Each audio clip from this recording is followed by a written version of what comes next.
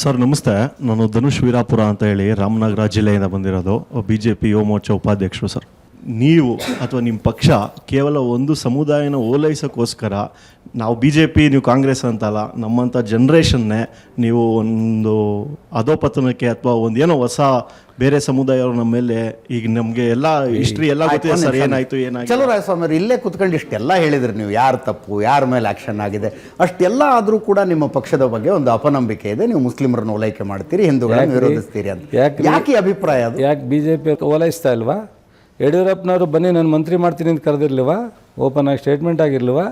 So ನೀವು national ಲೆವೆಲಲ್ಲಿ BJPಯವರು ಕೆಲವು ತೀರ್ಮಾನವನ್ನು ನಾವು ಈ ಸಮುದಾಯ ಪರವಾಗಿ ಇದ್ದೀವಿ ಅಂತ ಹೇಳಿಲ್ವಾ? 2-3 ಸಂದರ್ಭದಲ್ಲಿ ನೋಡ್ರಿ, ಇದೇ ನಿಮ್ಮ ನಾನು ಒಂದು ಮಾತು ಹೇಳ್ತೀನಿ, ನನಗೂ 63 ವರ್ಷ ದಾಟ್ತಾ ಇದೆ. ಪಕ್ಷದ ರಾಜಕಾರಣವನ್ನು ನಂಬಿ ಯುವ ಸಮುದಾಯ ದಾರಿ ತಪ್ಪೋದು ಬೇಡ. ಅದು ಯಾವುದೇ ಸಮುದಾಯ ಆಗಲಿ, ಪಕ್ಷದ ರಾಜಕಾರಣ ಅವರವರ ಸಕ್ಸಸ್ಗೋಸ್ಕರ ಕೆಲವೊಮ್ಮೆ ಕೆಲವು ತೀರ್ಮಾನಗಳನ್ನ ತಗೋತಾರೆ. ಯಾವುದು ನಮ್ಗೆ ಅನುಕೂಲ ಆಗುತ್ತೆ ಆ ತೀರ್ಮಾನವನ್ನು. ನಿಮ್ಮ ಜೀವನವನ್ನು ಈ ಒಂದು ಅಸಂಖ್ಯಾತ ದೊಡ್ಡ ಪ್ರಮಾಣದ ಈ ಒಂದು ದೇಶದ ಒಂದು ರೈತ ಹಿನ್ನೆಲೆ ಇರತಕ್ಕಂಥ ಒಂದು ಭಾರತ ದೇಶವನ್ನು ನಾವು ಮುಂದೆ ನಾವೆಲ್ಲ ಟೈಮ್ ಆಗ್ತಾ ಬಂದಿದೆ, ನಿಮಗೆಲ್ಲ ಟೈಮ್ ಈಗ ಪ್ರಾರಂಭ ಆಗಿದೆ.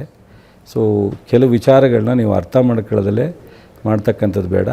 ಈಗ ಮೋದಿಯವರೇ ಬಂದು ಈಗ 11ನೇ ವರ್ಷ ಮುಗಿದು 12ನೇ ವರ್ಷಕ್ಕೆ ಹೋಗ್ತಾ ಇದೆ. ತಗೋಬೋದು, ಏನು ಬೇಕಾದ್ರೂ ತೀರ್ಮಾನ ತಗೊಳ್ಳಲ್ಲ.